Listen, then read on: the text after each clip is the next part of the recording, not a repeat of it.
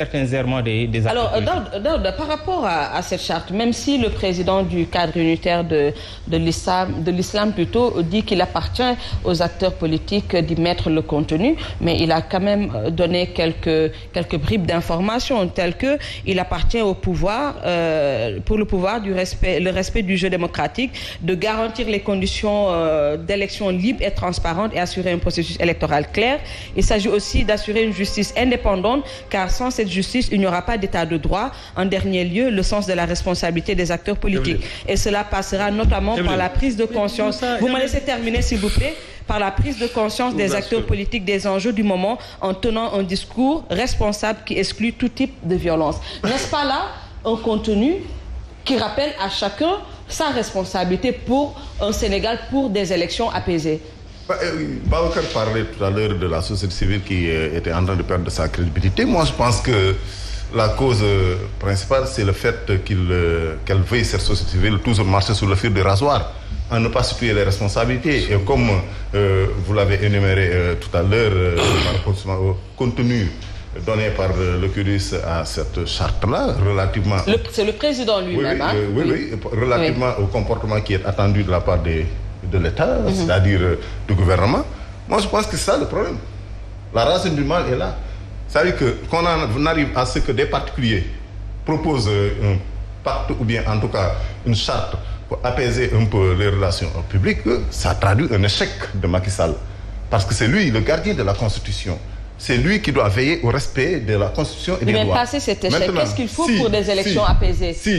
Par son comportement qui est en fait une sorte de bipolarisme qui consiste en ce que parfois on ne sait pas si c'est Macky Sall, le président de la République, qui parle, ou bien si c'est le chef de la paix qui parle, qui dit que moi, personne ne peut m'intimider. Bon, quand j'étais dans l'opposition, déjà, personne ne peut m'intimider. A fortiori, maintenant que je détiens, c'est Macky Sall, le chef de la paix. C'est pas Macky Sall, le chef de la paix, qui détient la force. La force appartient à la loi. La force appartient à la loi.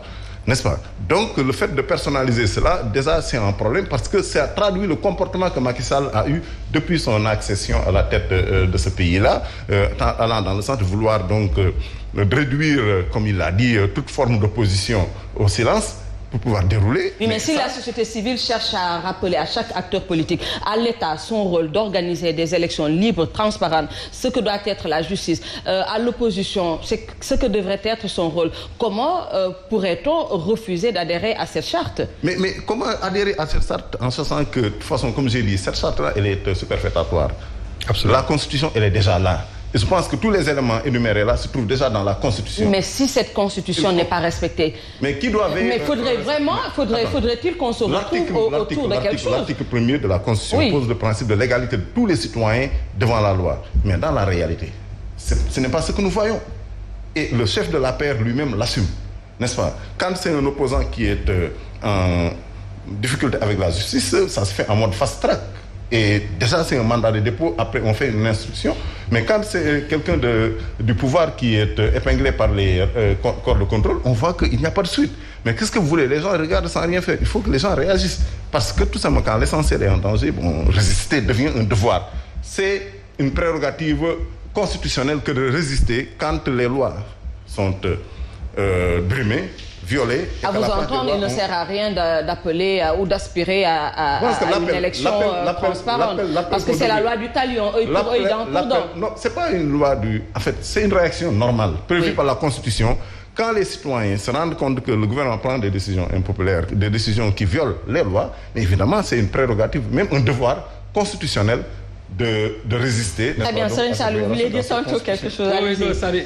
Quand vous évoquez ces problèmes-là, j'avais l'impression que je me retrouvais en face de la déclaration de Durban du 2 juillet 2002, du 8 juillet 2002, où on a établi la charte africaine de la démocratie, de la bonne gouvernance et des élections, point par point. Ça dit textus, il n'y a rien qui est changé.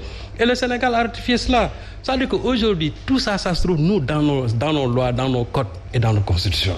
Ça veut dire que si aujourd'hui, nos acteurs politiques ne parviennent pas à faire respecter tout ce que l'on a, c'est-à-dire notre bloc de constitutionnalité, c'est parce que quelque part, ça veut dire que les politiques ont failli à leur mission et qu'aujourd'hui, on n'a pas d'État. Alors, si les politiques ont failli à leur mission, devrait-on reprocher à la société civile d'essayer de créer un cadre où les choses puissent se passer régulièrement et normalement? Moi, j'ai toujours salué l'action, tout simplement, de la société civile et des bonnes volontés. Mais vous savez, la charte, moi, j'aime toujours les chartes non écrites. Quand, par exemple, Serigne Mountakha et les autres hommes religieux, en tout cas dans leur plénitude, ils ont appelé à la cessation des hostilités. Ils se sont fait entendre immédiatement et les gens ont cessé. Ça, c'est une charte non écrite.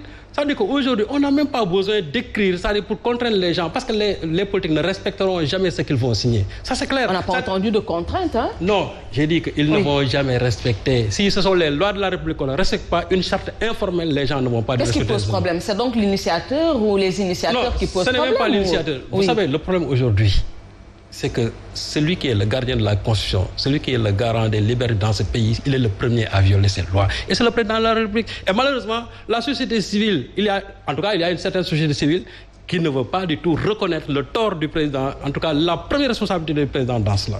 Babacar, vous avez l'habitude, et aussi, je crois, le COS M23, de dire qu'aujourd'hui, il y a une société civile qui ont le complexe de l'opposition. Il faut cesser, Babacar, ce discours.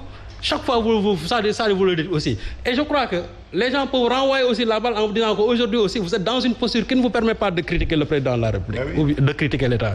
Ça aussi, je crois que les gens peuvent renvoyer ça. Donc, quand il y a des gens qui prennent le parti de ne pas critiquer, ou bien de critiquer la plupart du temps le gouvernement, c'est parce que le gouvernement a une bonne part de responsabilité sur tout ce qui arrive aujourd'hui. Le fameux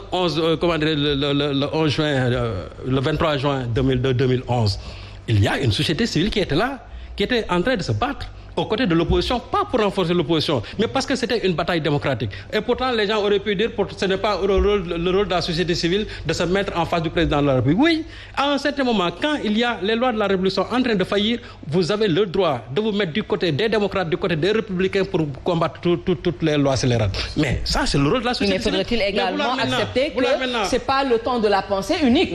La société civile a également la latitude de choisir son combat. Ce qui est dangereux, c'est de vouloir verser dans un certain équilibrisme. Ou bien c'est justement de Salomon. Je tape sur l'opposition, je dois taper sur mais si l'opposition a tort, c'est bien normal de taper sur l'opposition. Si le régime a tort, c'est bien normal de pointer du doigt le régime également. Je serais content le jour où il y aurait des choses répréhensibles à l'opposition, que la société civile tape dur sur l'opposition. Je serais le premier à applaudir cela. Mais de la même façon aussi, quand il y a une responsabilité notoire du président de la République sur tout ce qui arrive aujourd'hui, il faut aussi que cette société civile n'ait pas le complexe de dire que c'est le président de la République qui est l'auteur de tout ce qui est en train d'arriver aujourd'hui. Mais vouloir ménager la chèvre et le chou, une société civile inféodée au pouvoir. En fait, c'est Salou, vous comprenez parfaitement ce que je veux dire. C'est-à-dire que... Je comprends, oui. Non, aujourd'hui, et ça, je pense que c'est les faits qui sont là. Oui, allez-y. Nous avons une société civile, en tout cas une partie de la société civile, qui a le complexe de l'opposition. Et ça, je pense qu'il faut avoir le courage de le dire.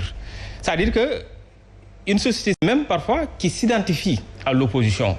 Il y a des gens qui se réclamaient de la société civile, mais aujourd'hui, quand on a vu que les listes sont publiées, il y en a certains même qui sont têtes de liste ou bien qui sont investis sur les élections territoriales. Est-ce que ces personnes... Il y a des sociétés civiles qui sont aujourd'hui dans le atelier gouvernemental. Oui, mais donc vous acceptez également que ce n'est pas toute la société civile qui est inféodée au pouvoir quand même. Non. Autant il y a des membres de la société civile qui roulent pour l'opposition, autant également il y a des membres de la société civile qui roulent pour le pouvoir. Ça également, on est... La définition de la société civile, c'est qu'il faut garder son impartialité, son indépendance. Oui, mais c'est ça. À quoi assiste-t-on? Il ne faudrait pas également qu'on se voit là face. On a vu des membres, des gens se réclamer de la société civile. La société civile et opposition se retrouvent autour de principes démocratiques. Il n'est pas possible que société civile et opposition se retrouvent autour de combats démocratiques. C'est carrément possible. Mais carrément. Il est possible. Quand c'est le cas, mais on dit qu'il y a accointance entre la société civile et l'opposition. Oui, mais il ne faudrait pas également qu'on dise que la société civile est inféodée au pouvoir, que la société civile... Mais il y a une société civile. Faudrait-il qu'il y ait des places de convergence autour des principes de gouvernance quand même? Allez-y, Babacar Ba. Allez-y, laissons-le terminer. Allez-y. Inféodée au pouvoir. Allez-y. allez-y, voilà, je veux poursuivre. Voilà, donc en fait, oui, c'est ça. Non, mais en fait, je comprends. Oui, allez-y. Je vous comprends parfaitement. C'est-à-dire que autant il y a une société civile qui est inféodée au pouvoir, nous l'avons toujours dénoncé, et ça, on regrette. Mais également, il faut reconnaître que aussi, il y a des acteurs de la société civile qui s'identifient à l'opposition. Ou qui se réclament de la société civile. Je préfère.